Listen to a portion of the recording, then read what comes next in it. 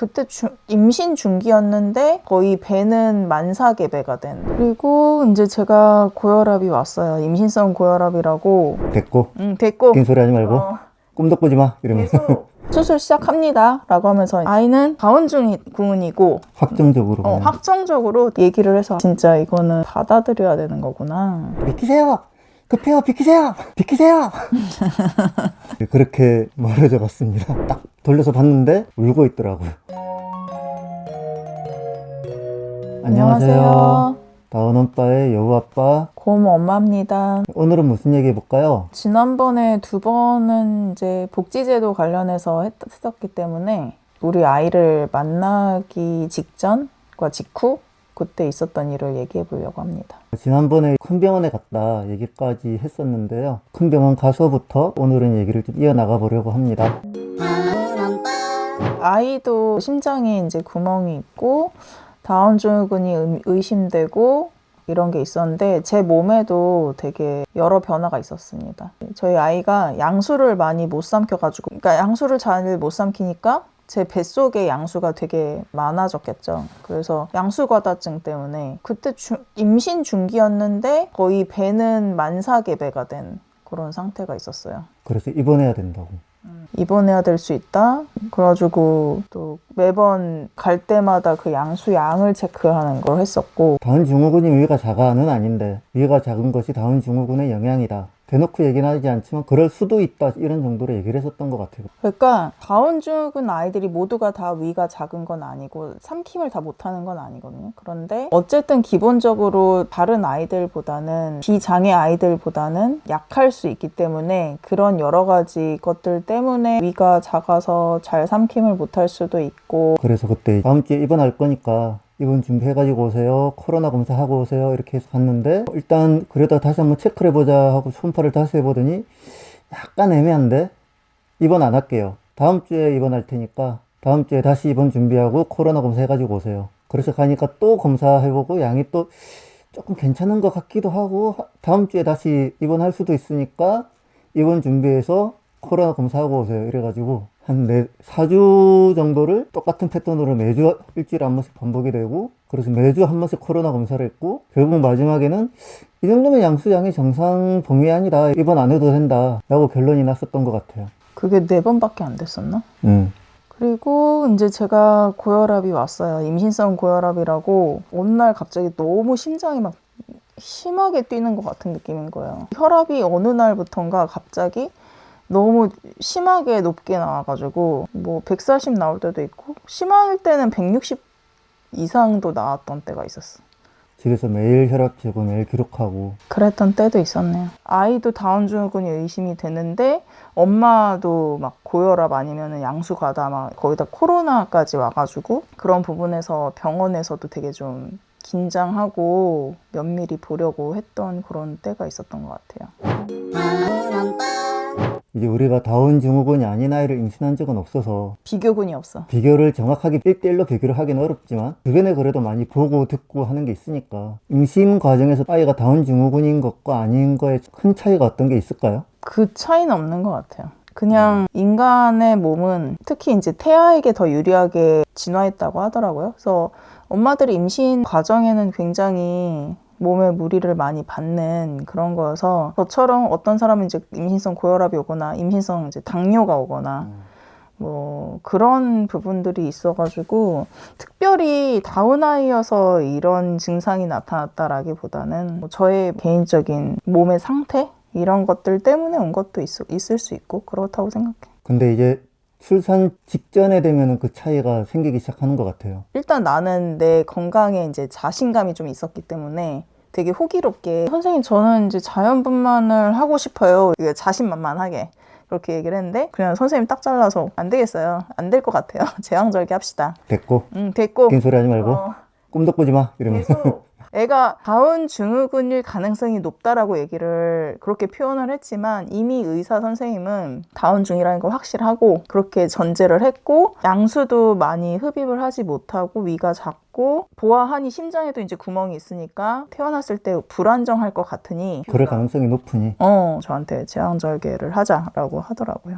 그것도 동네 병원에서 그냥 이렇게 넣으면 안 되고 어떤 응급 사태가 생길지 모른다라고 하면서 그때 계속 갔던 정밀 검사를 했던 그 3차 병원, 큰 병원, 대형 종합병원 우리 병원에서 놔야 된다. 여기서 원래 예정일보다 한 일주일 정도 빠르게 입원을 하고 수술을 하게 됐습니다. 사실은 조금 불안했던 게 뭐였냐면 아이 체중이었는데 초음파로 이렇게 대충 아이의 이제 크기랑 양수 양이랑 부피 재고 뭐 하고 하면서 얘가 이제 몇 킬로 정도 될 것 같다. 대략 추측을 하거든요.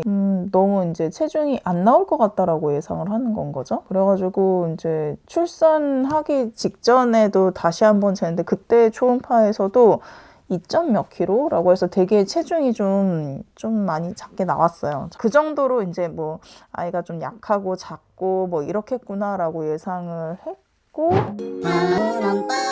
출산하려고 누웠을 때 수술 때 거기에 누웠을 때 일단 되게 너무 춥고 기억이 되게 좀 무섭기도 하고 아이한테 무슨 일이 이제 생길까봐 걱정도 되기도 하고 그러는 상태였는데 이제 수술을 딱 시작하려고 하는데 그 저의 전담 그 교수 선생님이 뭐라고 하여튼 의학 용어를 모르겠지만 하여튼 쭉 얘기를 했어요. 이제 수술 시작합니다라고 하면서 이제 이건 무슨 수술이고 무슨 조치가 있을 거고 뭐 이런 얘기를 하는데 그 와중에 아이는 이제 다운 증후군이고 이런 식으로 얘기를 하더라고요. 그러니까 확정적으로 확정적으로 다운 신드롬 어쩌고저쩌고 이렇게 얘기를 해서 그냥 진짜 이거는 받아들여야 되는 거구나 그런 생각이 그때 잠깐 들었었고 그리고 나서 이제 마취를 했으니까 제 몸에 감각은 없는데 몸이 막 이렇게 덜컹덜컹 진짜 덜컹덜컹 이렇게 흔들리면서 그러니까 아이를 빼내느라고 그 덜컹덜컹하는 그런 와중에 이제 아이가 나왔는데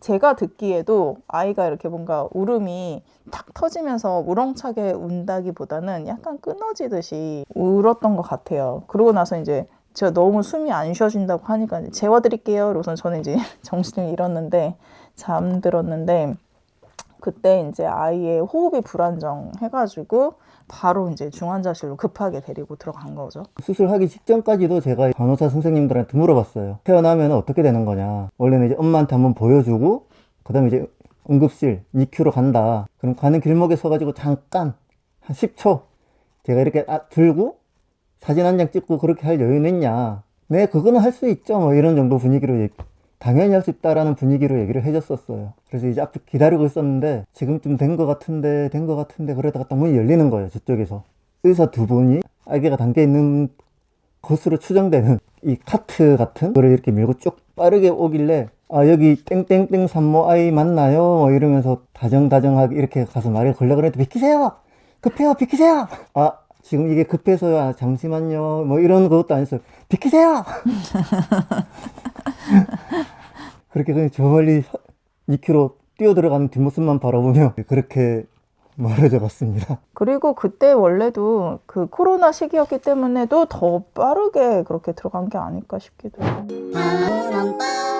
그러니까 지금 이 둘의 얘기를 종합해보면 둘 다 애기 얼굴을 못 본 거예요. 엄마는 수술하던 도중에 애기 얼굴을 보기 전에 재워드릴게요 하고 잠들었고 아빠는 앞에서 기다리고 있다가 비키세요 그래가지고 뒷모습만 봤고 그래서 애기 얼굴을 둘 다 얼굴을 못 본 상태로 NICU 그 중환자실에 들어가게 됐습니다. 근데 원래는 이 병원이 모자동실이라 그래가지고 중환자실을 들어가지 않으면 태어난 아기를 다 엄마의 병실에 아기를 다 넣어주는 이런 병원이었는데 저희는 애를 이제 그렇게 중환자실에 들여보내고 둘이서 이제 그냥 수술하고 나서 이제 깨어나고 이러면서 그냥 자기 몸만 돌보고 있고 미역국 끝없이 먹고 있고 우리는 애기 없이 그냥 우리 둘만 병실에 이렇게 있게 된 거죠. 근데 저희가 있는 방이 2인실이었어요. 2인실이니까 옆 침대에 다른 엄마가 들어온 거죠. 아기를 낳고. 거기는 아이랑 같이 있었어요. 사이에 커튼이 쳐져 있었는데 병실 불은 꺼져 있고 밤이었는데 커튼 틈 사이로 정말 요만한 틈인데 제 눈에 딱 그 엄마가 아기를 이렇게 안고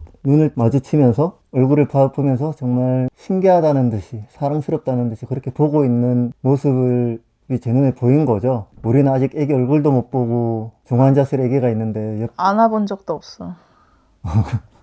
얼굴도 못 봤는데 뭐 그러고 있는데 바로 옆 침대에서 애기를 그러고 있는 거 보니까 되게 좀 부럽기도 하고 부럽기도 하고 정도가 아니라 엄청 부러웠. 근데 이 고모만은 그때 자고 있는 줄 알았어요, 저는. 그래서 이거는 나중에라도 얘기 안 해야겠다. 되게 마음 아파할 것 같다. 그러면서 딱 돌려서 봤는데 울고 있더라고요.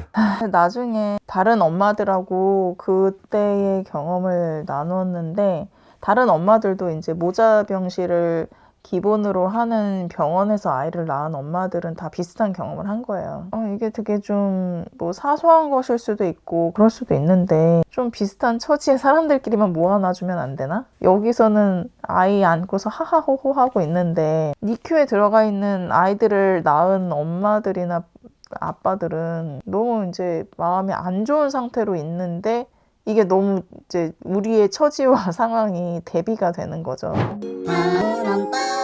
이번에도 여기까지 얘기하면 되겠죠? 네. 안 울었는데 끝내도 되나?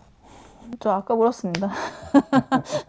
희한하게 조금씩. 니큐 들어가면서 울었어. 구독 아직 안 하신 분들 꼭 구독해 주시고요. 좋아요, 댓글도, 알림 설정도 꼭 부탁드리겠습니다. 네, 그럼 지금까지 다운 아빠였습니다.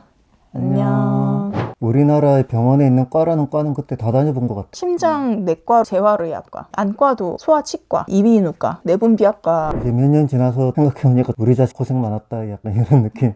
고생했네. 근데 그 시간이 다 지나가긴 해요. 산후조리 한다고 산후조리원에 와 있고 아이만 중환자실에 있고라고 하면 엄마들 그거 못 하거든요. 그러지 말고 산후조리원에서 마사지 받으세요. 그 선배 엄마들도 항상 이제 강조하는 게 있어요. 우리는 길게 보고 가야 된다. 페이스 조절을 잘해야 된다. 다운 아빠